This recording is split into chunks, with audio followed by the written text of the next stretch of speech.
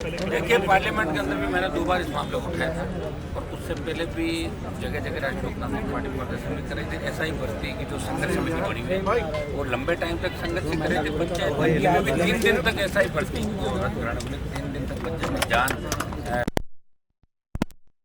और आज तक इस आंदोलन को संघर्ष समिति ने जिंदा रखा।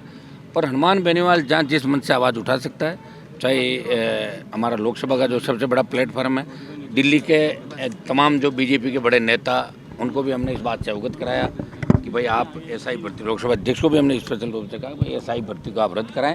और एसआई भर्ती से ही तो तमाम भर्तियाँ, आरपीएससी के पुनर्गठन की मांग हम कर रहे थे, आरपीएससी भंग करने की मांग कर रहे थे।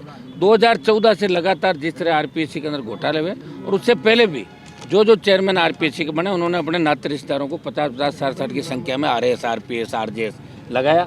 तो हम चाह रहे हैं तमाम चेयरमैन की भी जांच की जाए। खुल के हम विधानसभा में बोलते थे, खुल के लोकसभा में बोले, सड़क पर लड़े। और अब जब लग रहा है कि अब क्योंकि जो लोग इनकी लड़ाइयाँ लड़ रहे थे, कुछ लोग प्रयास करते करते शायद मुझे लग रहा थक गए होंगे, लेकिन बच्चे थके नहीं।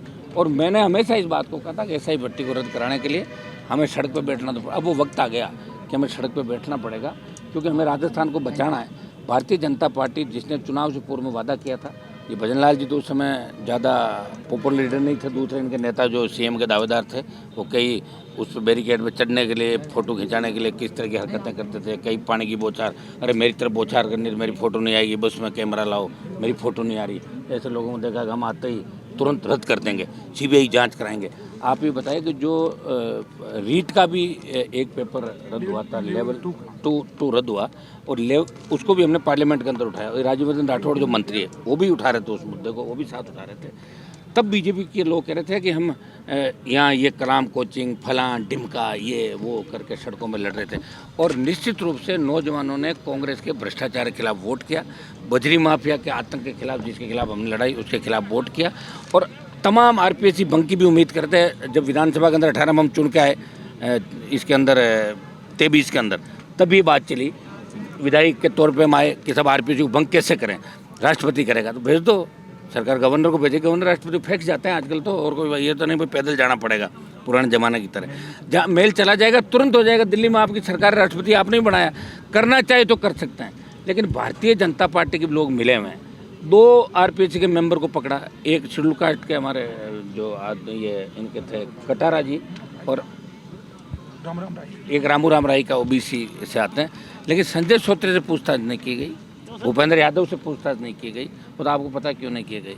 और ऐसे उन नेताओं के जहाँ ये कह रहे थे बीजेपी के लोग उंगली सामने करके कि कोचिंग सेंटर में आपने अपने परिवार को पढ़ाया, साथियों ने, किसी से पूछताछ नहीं, हमने देखा पूछताछ नहीं। ये तो हमें धन्यवाद दो, पार्लियामेंट के अंदर उनकी छाती पे बैठे रोज उनको याद दिलाते हैं कि याद करो वादा जो तुमने किया था।